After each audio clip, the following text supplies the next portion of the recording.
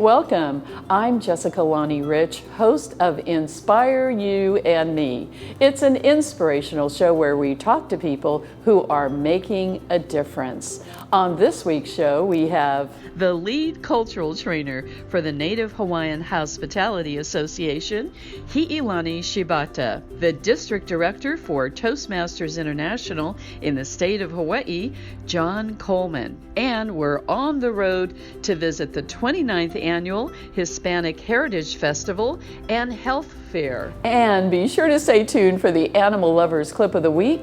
We'll have all that and more, and we'll be back right after this. 5914777. Shoot-a-wah. Who's got the best deals in Vegas around? Who's got the best shoot-a-doo? Call 5914777 today.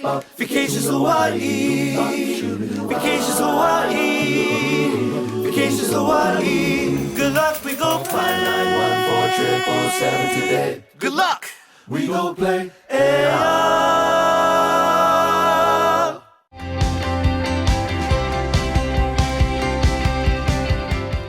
We are excited to have as our special guest on the show. She is the lead cultural trainer for NAHA, and we're going to explain what NAHA is.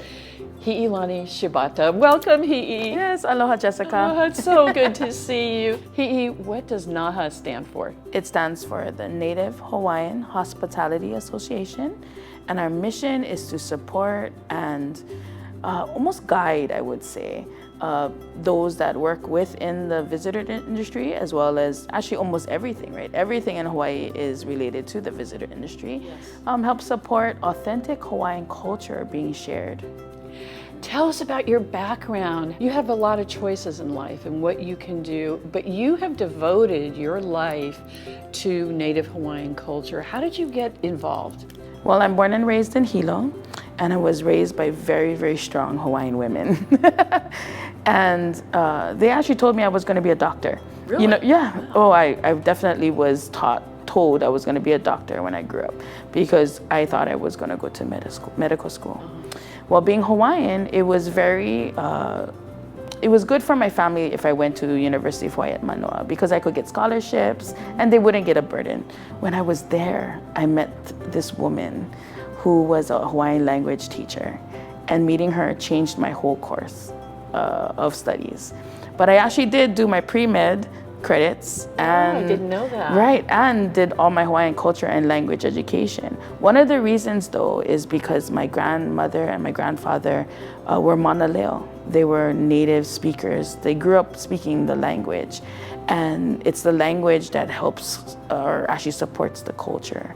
And it's because of them that I feel that it was really important to promote authentic culture. Yes, and you are very well known in the Native Hawaiian community. And tell us again about the mission of NAHA. Right, so the mission of NAHA, our audience really is not necessarily the Hawaiian community. Our audience is those that are not from Hawaii. And how do we, without intimidating them, invite them to be part of us when we greet visitors, when we host visitors to our islands. It's really important that they understand aloha, they understand ho'okipa, and they can actually pronounce the Hawaiian names of even our street names in Waikiki correctly. Yes, exactly. Can you explain to those people who may not know the Hawaiian words you just mentioned? Right, so aloha is our foundational value, right, in Hawaii. And people, it's hard to define, but people say they feel it, right? Just stepping off the plane, they say it's different. It's because this place is aloha, right? Ho'okipa is to host, and to, it's more than hosting, right? It's actually the unconditional, right, responsibility that you take on when you have a visitor. You make sure they're safe.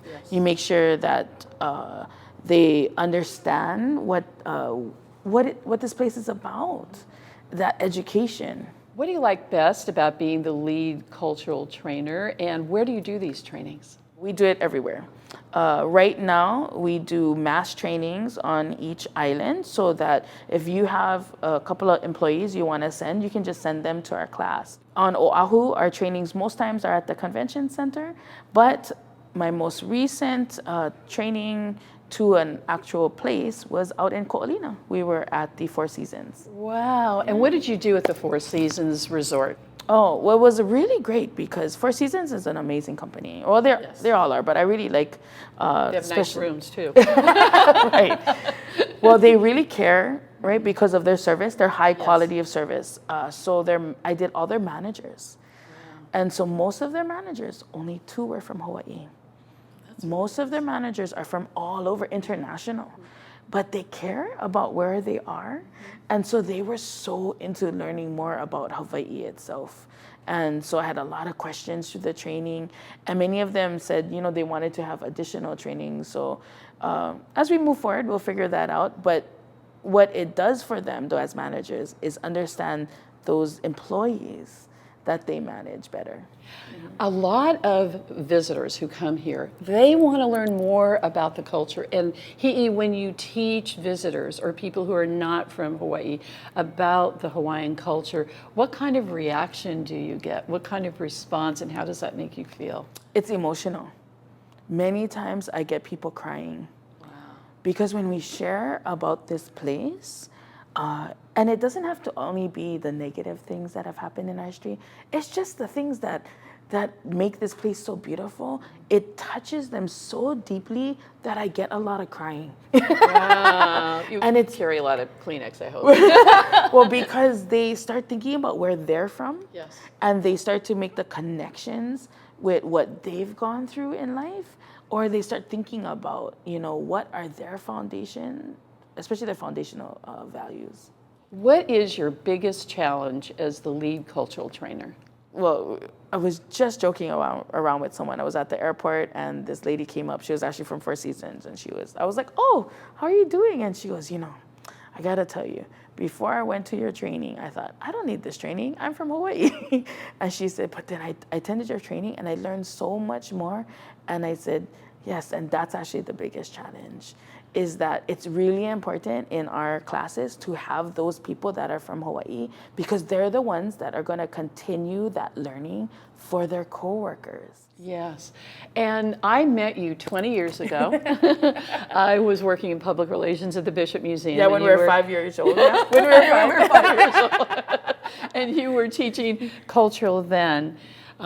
What inspires you? Well, actually being at the museum was what inspired me. So the Bishop Museum is very special because it was built and created by Charles Reed Bishop, the husband of Princess Bernice Pauahi Bishop, who was the last direct descendant of our King Kamehameha, the chief that unifies the islands. But the reason the museum was built is one of the most beautiful things, is he wanted to have a repository for all of the Hawaiian things that he saw was actually disappearing. And there's so much that he kept, right? And then what added to it was our last queen, Liliuokalani. She actually worked in the collections because she brought her things. And Queen Emma, that was the other thing. She was the wife of Kamehameha IV. It's amazing that these actual ali'i, these royals that we talk about actually were there working. And meeting Tom Cummings. So Tom Cummings was a mentor of mine. He was a storyteller, and he brought the museum stories to life. And he really inspired what I do today. Mm-hmm. Wow. What inspires you today? Every time I get to share, which every training, I can see the light almost, heighten, I guess, in each person. And honestly, there hardly is anyone that goes away from our classes without feeling inspired. So that's what inspires me, is seeing that in others. Mm-hmm. In closing, if someone wants to take your training or learn a little bit more about the work that you're doing, what is your website? Oh, naha.com. So NAHHA.com. Thank you so much. It's so exciting to see you again, and I just love being in your presence. Mm-hmm. Mahalo, Lani.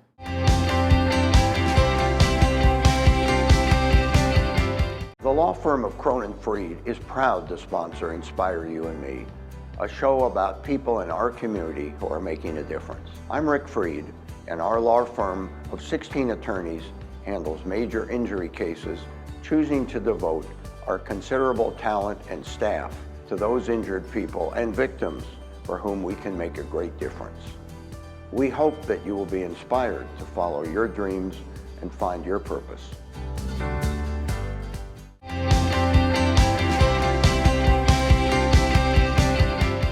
We are very excited to have the District Director for Toastmasters International in the state of Hawaii, Mr. John Coleman. Welcome. Thank you. Thank you. It's a pleasure to be here. Yes, for those people who are not familiar with Toastmasters International, can you tell us what they do? Toastmasters International has programs that are educational in nature. We help people to learn communication skills as well as leadership skills. That is our primary function. John, let's talk about you and your job first and what it entails. I'm a Honolulu police officer. Currently, I'm a detective in the financial crimes section. I've been a detective or a police officer for over 30 years. And I've been in the CID division, the criminal investigation division, since '04. John, you're a police officer. How did you get involved with Toastmasters? I took a hiatus, 5-year hiatus from CID, and then I wound up in tech world for a while. I was in ITD. And so during that time period, I sat across from our primary secretary, our lead secretary, and she was a Toastmaster. As soon as I sat in my seat, my cubicle was across from her, she said, "Have you ever heard of Toastmasters?" That was my intro. And she asked me that question for about 2 months. And every single day, no pressure there, by the way. No pressure at all. Every day I avoided her. I'd see her. Oh goodness, here we come again. Yeah. And it was just so funny that one day, just to basically get her off my back, I said, and she's the sweetest woman in the world. And I said, okay, I'll go to this meeting. When is it? Where is it? So it was in our conference room at the police station. The club is still there, called Honolulu's Finest. Honolulu's Finest, okay. So you actually have police officers that are involved in Toastmasters. Police officers, civilian personnel. But briefly, I went to the meeting and I was pleasantly surprised. And on the very next meeting, I joined the organization. Amazing. Tell me what you were pleasantly surprised about. I was just so fascinated. Everything was organized, was laid out.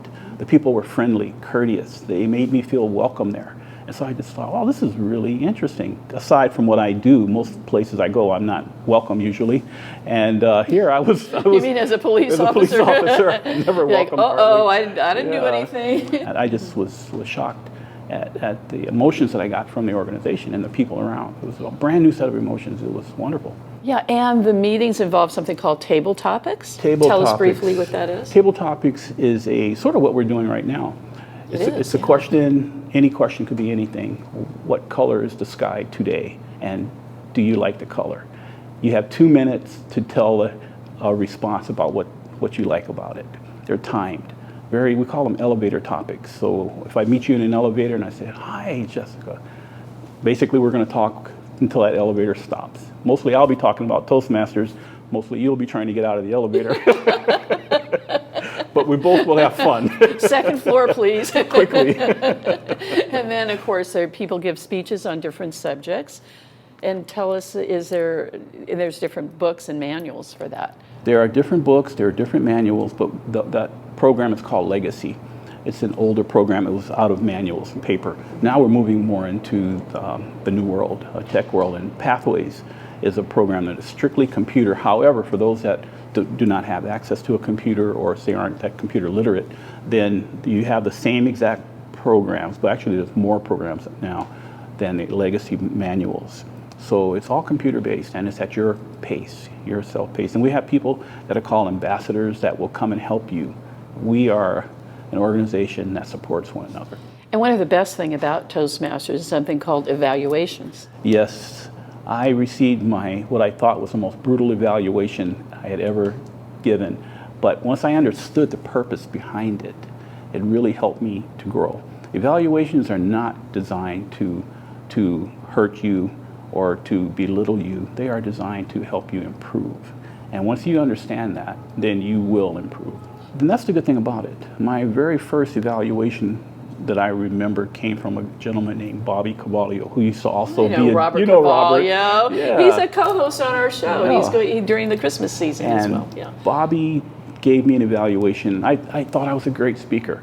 I was just all over the place, but that was it. I was all over the place. I was running the stage here and there, and it's fortunate that there weren't any lawyers in there with me, because whiplash cases would have been initiated. I was all over the place. Bobby said purposeful movement. Your speech in your body language should be purposeful, has a purpose behind it. I didn't understand that. Speaking of purposeful, what is your role as a district director of Toastmasters? I run the organization. I am the CEO for Toastmasters. Our area is called District 49. District 49 encompasses all of Hawaii, and therefore anything that happens within the organization, I'm responsible for it. The budget, membership, everything. And it's a tasking, very demanding position. It's a one-year position, and you learn, you grow. Everything I learned in Toastmasters as far as the leadership, I try to emulate that in my leadership role as a district director for the state of Hawaii. That's great. And I do want to disclose that I am the president of the Toastmasters Club as well, called Nahoku Kai. It is an advanced Toastmasters group. And I also credit Toastmasters for helping me speak and communicate. And Toastmasters is a wonderful organization. I'm glad you're the district director. And what sort of reaction do you get from people, John, who come into a meeting and say, I'm terrified. I'm so afraid to speak in public. I don't want to do it. I'm shaking. And I have seen people shake. But then over time, they're better. What kind of reaction do you get from them? It's amazing. The number one greatest fear that Americans have documented is the fear of public speaking. Toastmasters helps people to overcome that fear, and it is a legitimate fear. So when I see that, and people get in there and make their icebreaker speech, which in Toastmasters language means their very first speech, they're just talking about themselves. When you see them 6 months later or less, you can see a marked improvement, and they really are starting to grasp what the organization offers. And we have some high-profile people who have been Toastmasters, such as former Governor Linda Lingle. Yes, she was. Our chief of police was also. I didn't know that. Yeah, she was a Toastmaster, but Chief Ballard was a Toastmaster many, many years ago. Oh. There are numerous people throughout the world that are. As a matter of fact, we are in 143 countries. We have over nearly 360 members worldwide. Here in Hawaii, we have approximately 1,200 members with a club base of 65. John, what inspires you? I guess in my work life, you see so many different things that aren't positive. In my Toastmaster life, I'm inundated with positive behavior. I really enjoy seeing my own growth, as well as especially those that have grown and that are constantly growing. Toastmasters is literally a vehicle where you can better not only yourself, but those around you within your circle. And then that circle will grow, and then that circle will grow. It's a positive organization, and I'm so happy to be a member of it. John, can you share with us the website for Toastmasters? Yes, Toastmasters International is the website. If you just type in Toastmasters International, it'll take you directly to world headquarters. If you type in District 49 Toastmasters, it'll take you directly to the Hawaii Toastmasters site. Thank you so much, John, for being a guest on our show and sharing with us the mission and the purpose of Toastmasters International. I wish you the very best as the district director. Oh, thank you very much. It's a pleasure to be here. Thank you.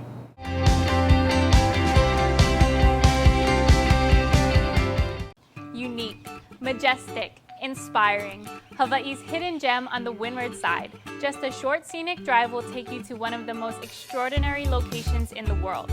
We specialize in conferences, meetings, retreats, business functions, social events, and off-premise catering. Delectable cuisine, stunning panoramic views, and excellence in first-class service. Let Ko'olau Ballrooms and Conference Center make your event a memorable experience.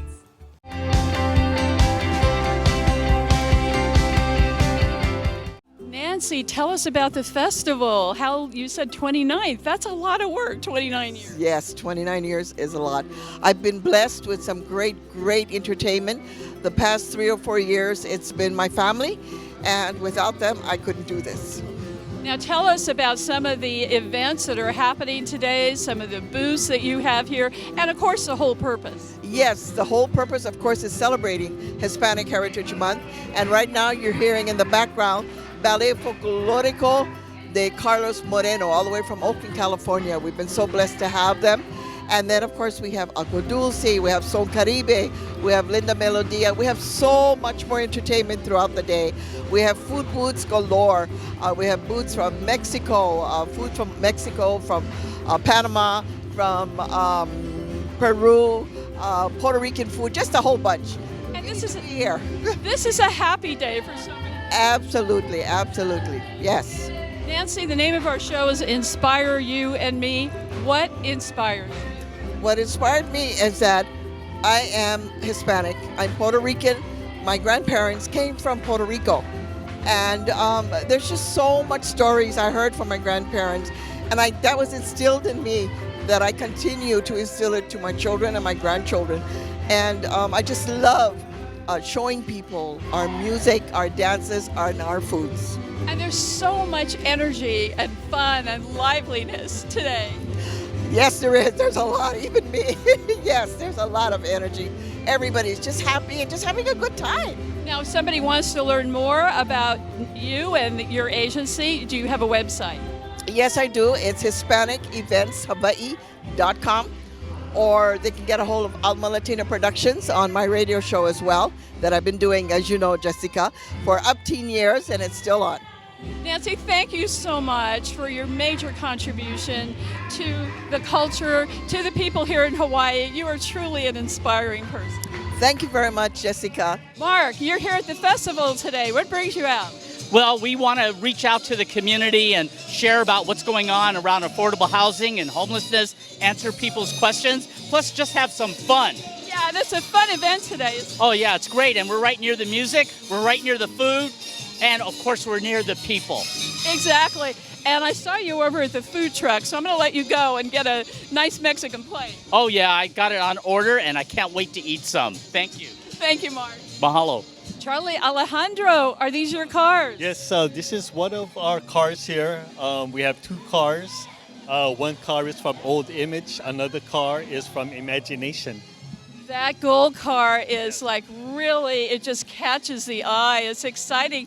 How long have you had it? I had it since 1987, purchased it brand new. 8 months later, put hydraulics on it. People thought it was crazy after buying a new car. But I told them, hey, somebody has to do it, you know. Now, the Hispanic culture, I used to live in San Francisco, right. And the Lowriders were like it's a big part of the culture. Share with us about Yes, the culture came in 1997. We had a bunch of military and locals got together, and they established lowriding. And ever since then, it grew and grew. And it's back into the future of lowriding now, the culture. Yeah. So lowriding, explain to us in case somebody's watching and say, I have no idea what lowriding is. I know what it is because I've seen the cars go up and down. Yeah, well, lowriding is about having a lowered car with hydraulics. You bring your family with you, your friends, we all get together, have a good time cruising, going to the parks, events, car shows, just having a good old time with family and friends, getting together. And there's even a song by War, Lowrider. Yes, War has a song, Lowrider, which everybody always loves. It always combines the music, the cars, the culture. Yeah, it's great. What inspires you about the fun hobby that you have? It inspires me to just building the car, having your family and friends helping you out, the supportive, just meeting new and past friends that always gets together on the weekends. Thank you so much. It looks like such a fun hobby. It is. Yes, it is. I just encourage people that doesn't do it, come out. Yeah, we can learn it. And if they're really interested of lowriding, hey, we'll help them out. Thank you so much. Thank you so much. We really appreciate it.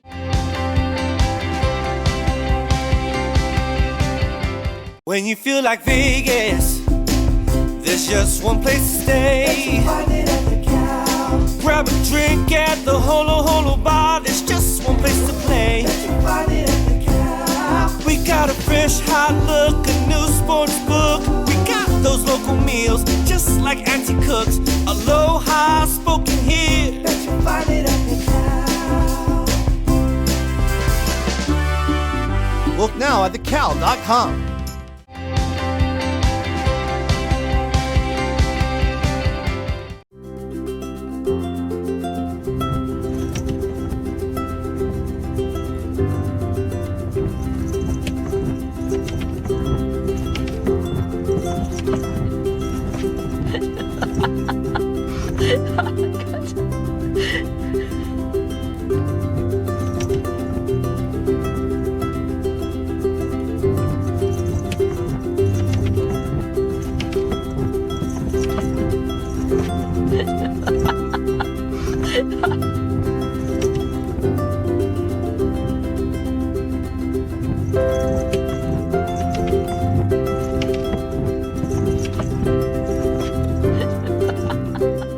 We hope that you've enjoyed our show this week.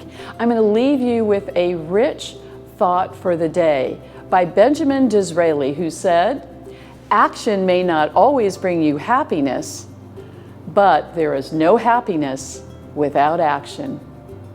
Think about it. Until we meet again, I'm Jessica Lonnie Rich. Take care. Oh, my, it's a beautiful world. I like surfing Waikiki.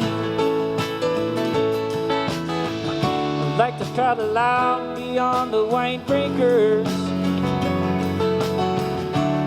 where a man can still be free, or a woman if you are one. Yes, I do like surfing Waikiki. But my, it's a beautiful world. My, it's a beautiful world. Oh, my, it's a beautiful world. Oh, my, it's a beautiful world.